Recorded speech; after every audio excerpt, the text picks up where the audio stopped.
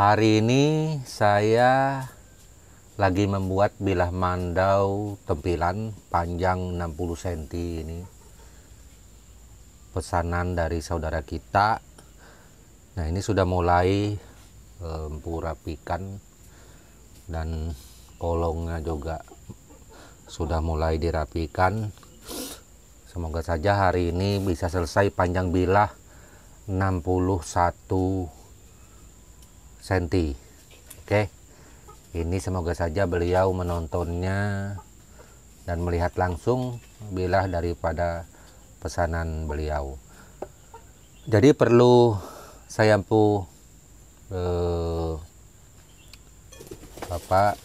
kasih tahu buat semua saudaraku yang ada di mana saja berada, bagi yang pesan mandau kemarin. Nah, seumpamanya belum ada empu memberitahunya, tolong silakan hubungi nomor WhatsApp saya Empu Glol, karena mungkin saja mandaunya sudah ada selesai, karena ada beberapa nomor WhatsApp saudara kita ini yang terhapus dari HP saya Empu Glol. Itu yang terhapus oleh karena ada sesuatu hal kemarin, kan HP saya jatuh. Nah, itu jadi mungkin saya nggak sempat atau kesulitan mencari nomor WhatsApp saudara kita. Nah, ini ada dua mandau sudah jadi. Mandau 35 cm panjangnya, mandau mini ulu tunggur. Nah, ini pesanan saudara kita, salah satunya Empu lupa daerahnya, kalau tidak salah, kalau tidak Riau atau Sumatera seperti itu. Nah, pesanan beliau ini minta mandau 35 cm yang tidak pakai selop tanduk tetapi pakai malau aja langsung. Nah, itu sudah jadi, ada di dalam mandaunya. Oke, kita perlihatkan. Nah, ini mandau beliau ukuran 35 cm. Ini kan pakai malau saja di sini mintanya nih. Nah, ini maharnya kemarin sudah ada 500.000, kemudian tinggal pelunasannya saja lagi. Nah, saya Empu Glol tidak bisa menghubungi beliau. Semoga saja beliau menonton channel ini dan menghubungi saya langsung. Ini sudah siap dikirim, itu sudah teruji juga, mandaunya bagus, siap pakai. Ini sudah lama jadi, rasanya ini jadi mungkin sudah hampir 1 bulan ini. Saya Empu Glol kesulitan sekali mencari nomor WhatsAppnya, mungkin saja terhapus. Ya, tetapi saya ingat ini memang pesanan dari seseorang. Beliau sudah kasih DP 500. Nah, kemudian yang paling saya ingat pesanan beliau yaitu minta ini jangan pakai selop tanduk tetapi malau aja langsung. Nah, ini yang paling saya ingat pesan beliau. Ketika kemarin sudah jadi, saya mencari nggak ketemu, dan harapannya semoga saja konten ini beliau bisa langsung menghubungi saya Empu Glol. Nah, ini 35 cm mandaunya. Oke, kita tinggalkan dulu yang masalah mandau 35 cm ini. Kemudian saya menanggapi pertanyaan dari saudara kita kemarin. Mohon maaf mungkin saja terlewat pertanyaan ini, yaitu masalah mandau tempilan. Jadi mandau tempilan ini yang beliau tanyakan, Empu, kalau mandau tempilan itu kan harus ada anak pisaunya. Tetapi bagaimana kalau seumpamanya tidak ada anak pisaunya? Nah, ini anak pisaunya yang dimaksud. Nah, ini anak pisau seperti ini. Nih. Kalau tidak ada anak pisaunya, apakah itu bisa dikatakan mandau tempilan Empu seperti itu? Jadi mandau tempilan ini sebenarnya di dalam kami suku Dayak Benua, mandau tempilan, mandau kerja, kedua-duanya itu memang harus ada anak pisau, karena anak pisau ini mempunyai fungsi atau kemampuan yang sebenarnya sama-sama gitu.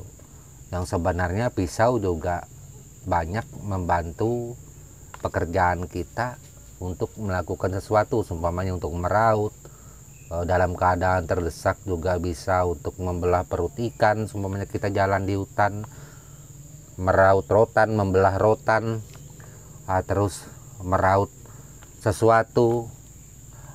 Ketika kita seumpama jalan di hutan ketemu kayu atau cabang kayu atau akar ulin, akar apa saja, kita kepingin membuat gagang mandau juga kita menggunakan anak pisaunya mandau ini. Kita nggak mungkin ngambil anak pisau seumpamanya ambil di rumah. Itu yang pastinya anak pisau itu bukan ditaruh di rumah, tetapi anak pisau tersebut mengiringi mandau yang ada yang kita bawa. Seperti itu. Gitu. Jadi mandau tempilan, meski dia tidak punya anak pisau, tetap saja mandau tempilan. Kalau mandau tempilan ini kan kita melihat dari sisi bilah, bentuk bilah, desain bilah. Nah, dari bilah duluan. Jadi tempilan ini dilihat bukan dari ukiran. Mandau tempilan dilihat bukan dari ukiran. Kalau yang bilang mandau tempilan itu dilihat dari ukiran. Dilihat dari bentuk sarung, enggak. Nah, itu mandau tempilan itu dilihat dari bentuk desain bilahnya. Wah, seperti apa empu desain bentuk bilahnya mandau tempilan, kami bingung.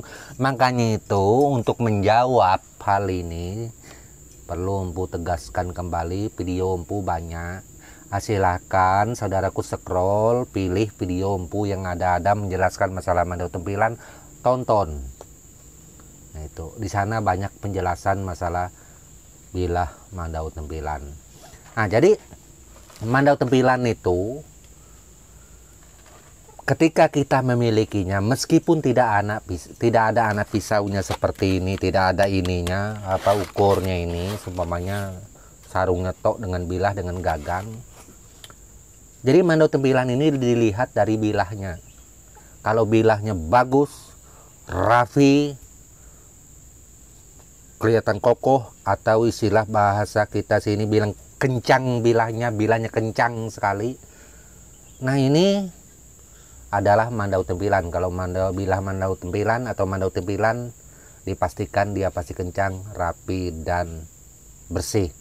Bagaimana untuk menjadi rapi dan bersih? Apakah itu dari si pandai besi langsung membuat itu rapi sekali, bersih?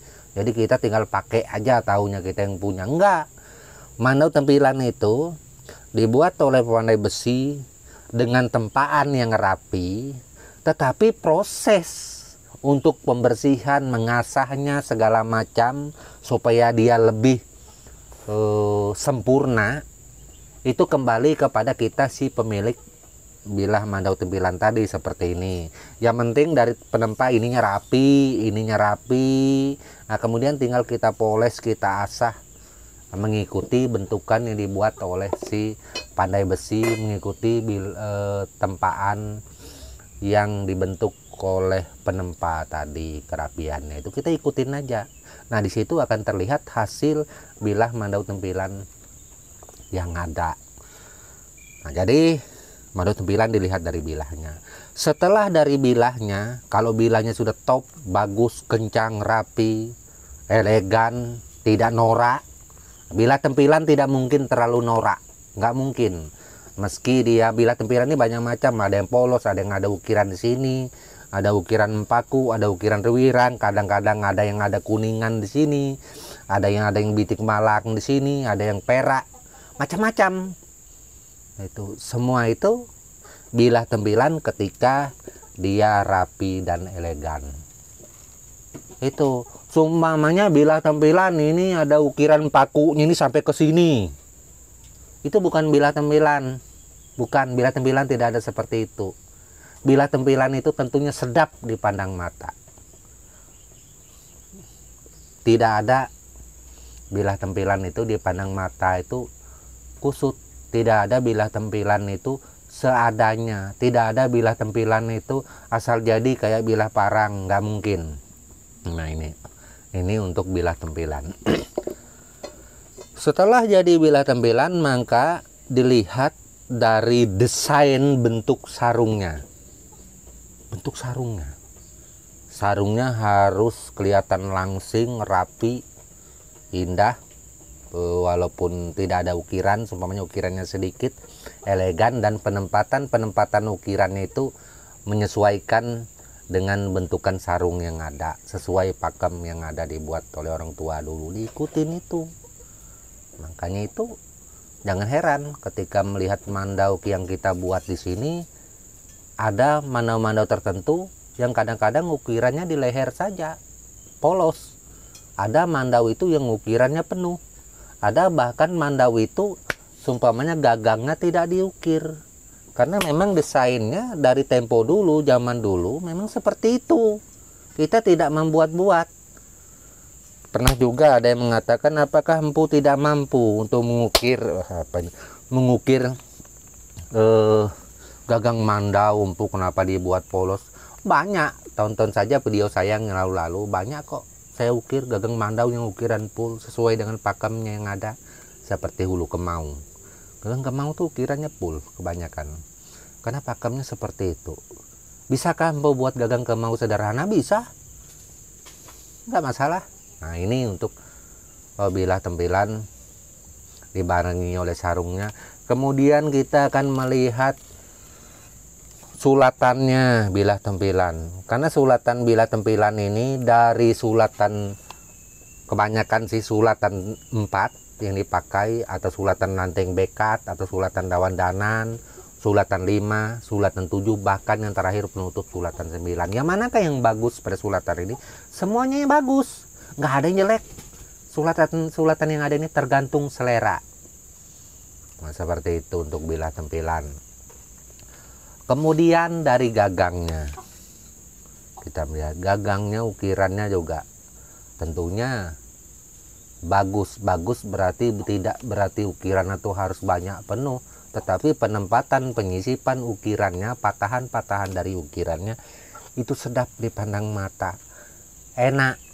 Biar dia sedikit ukirannya tapi enak, bukan ukirannya kayak cacing seumpamanya penuh, nggak jelas. Tempilan tidak mungkin seperti itu. Nah, itu untuk tempilan. Terus belawitnya juga, belawit tempilan dengan mendau kerja, tentunya belawitnya lebih kokoh dibanding mendau kerja. Tapi empu ada juga belawit mendau kerja yang kokoh, ya itu juga lebih bagus. Kalau saya, seperti saya empu gelol, belawit mendau kerja saya harus bagus, harus kokoh. Nah, itu karena rata-rata orang benua ini antara belawit mendau kerja dan belawit mendau tempilan hampir kurang lebih semua sama kuatnya, seperti itu. Nah, ini belawit empu punya. Nah, jadi bagaimanakah mandau tempilan ini empu? Apakah mandau tempilan ini memang harus ada anak pisaunya? Ya sebenarnya memang harus ada. Apakah tidak ada anak pisau itu bisa disebut mandau tempilan juga? Ya disebut mandau tempilan juga. Tetapi kalau tidak ada anak pisaunya, ada yang kurang. Ada yang kurang. Sama aja mandau kerja tidak ada anak pisaunya, ada yang kurang. Bukan tidak boleh, ada yang kurang. Banyak kok orang punya mandau kerja nggak ada anak pisau, mandau tempilan nggak ada anak pisau, banyak. Tetapi itu di dalam kami suku Dayak Benua, itu ya semuanya kita membeli yang seperti itu, memaharkan seperti itu, kita harus membuat lagi supaya dia satu paket dan pas. Itu kalau kita mandau kerja seumpamanya make nggak ada anak pisaunya, rasanya kurang pas ya. Apalagi kita jalan di hutan, anak pisau perlu loh. Nah, itu memang kalau untuk orang di kota, mohon maaf, di kota-kota yang tidak pernah memakai mandau, membawanya ke hutan, membawanya jalan, anak pisau itu mungkin tidak berarti. Kenapa? Karena belum tahu atau belum merasakan, belum pernah memfungsikan apa sih fungsinya anak pisau itu. Nah, ini kan selalu bertanya-tanya. Tetapi ketika orang Dayak sendiri yang bertanya apa sih fungsi anak pisaunya, berarti orang Dayak ini dianggap lucu orangnya. Itu gak mungkin dia nggak tahu itu. Anak pisau ini sangat penting. Bunyi bahasa Benua itu isau dalam mandau. Jadi itu untuk mandau. Mandau tempilan itu ada berapa banyak macam? Banyak macam. mandau tempilan. Banyak, bukan satu macam saja. Bentuk gayanya juga banyak macam. Intinya bilah mandau tempilan itu rapi, kencang. Contoh, terus pancungnya bilah tempilan itu ada berapa macam? Nah, pancung bilah tempilan itu pancung satu juga ada. Itu seperti saya punya ini mandau kerja yang saya pakai untuk kerja, namun sebenarnya ini adalah mandau tempilan. Tuh. Tuh. Gagangnya, sarungnya. Nah, ini. Panjangnya ini kisaran 48 sampai 49 cm untuk saya pakai. Kita lihat bilahnya. Bilahnya ini luar biasa. Nah, ini bagian belakang tuh. Nah, ini bagian depan, lihat tuh. Sudah mengasah sangat tajam sekali, padahal polos. Tuh, nggak diapa-apain, tetapi dijamin bilah tempilan itu pasti kencang, pasti elegan. Nah, itu untuk bilah mandau tempilan. Nah, ini bilah mandau tempilan sekaligus mandau kerja untuk saya. Makanya itu kemarin ada yang bertanya, "Empu kok mandau kerja, Empu? Ada yang murah, ada yang mahal, kan mandau kerja." Itu sudah saya jawab. Karena mandau kerja banyak macam, banyak tipe. Kalau mandau kerja yang setengah tempilan, mandau kerja yang golongan tempilan seperti saya punya, tentunya maharnya akan lebih mahal karena lebih berkualitas. Karena mandau kerja ini kadang kita beli bilah mandau di pasar, parang kudian, istilah bahasa Kalimantan ini, jar orang Banjar itu parang nang kudian. Nah, itu lain lagi. Mungkin saja mandaunya harga ada yang 500.000, mandau kerjanya 600.000, 700.000. Itu kelas yang seperti itu. Nah, ini tergantung kemampuan kita untuk mandau kerja. Kalau kita semuanya tidak mampu, karena kelas yang 500 atau 600 atau 700 itu juga bagus dipakai kerja. Bukan itu tidak bagus, bagus. Banyak kok yang pakai yang seperti itu. Hanya saja kualitas bilahnya tentunya tidak sama dengan yang kelas di atas itu. Kerapiannya juga. Kadang-kadang bilah mandau kudian ini, bukan kadang-kadang, kebanyakan itu dipastikan tidak ada kolongnya ini, atau bahasa benua tuh bilang tebannya ini nggak ada. Karena dia masuk dalam golongan bilah mandau parang, bukan mandau, bilah mandau parang itu. Atau mungkin lebih tepatnya seperti saudara kita di luar sana bilang itu lebih tepatnya kami bilang itu dalam bahasa benua parang. Itu bukan parang, parang bahasa kami. Kalau parang itu biasanya, parang dalam bahasa kami itu biasanya nggak ada kolongnya. Nah, ini bahkan mungkin di bawah 500 bisa jadi. Itu 400.000 mandau kerja, 500.000 mandau kerja. Murah. Nah, buatan Empu mahal, jutaan mandau kerjanya. Padahal bukan seperti itu. Nah, inilah perlu diluruskan untuk saudara kita. Tentunya dari sisi pemaharan yang ada untuk mandau, kita tidak menjatuhkan siapapun. Empu sampaikan sesuatu dengan real untuk bangsa kita, seluruh Indonesia biar tahu. Ada kualitas yang berbicara. Kualitas tidak bisa dibohongi. Meski mirip, di video mirip, di video tentu kelihatan wah itu seperti ini. Tetapi ketika barang itu sampai kepada kita, kita bisa membandingkan yang harga ini dengan ini, atau buatan ini dengan buatan ini, itu tidak mungkin bisa disandingkan. Buatan itu masing-masing orang pasti berbeda. Ada dulu yang pernah yang mengatakan bahwa buatan Empu Gelol mahal, mending sama saya saja, buatan saya murah.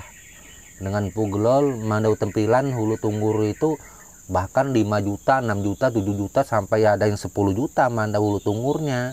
Kalau sama saya murah, manda hulu tunggur itu semuanya 2 juta aja, dia bilang. Nah, dan itu disampaikan kepada saya melalui pesan WhatsApp. Jadi saya katakan kepada orang tersebut, jangan mengadu asa, jangan mengadu domba, mohon maaf.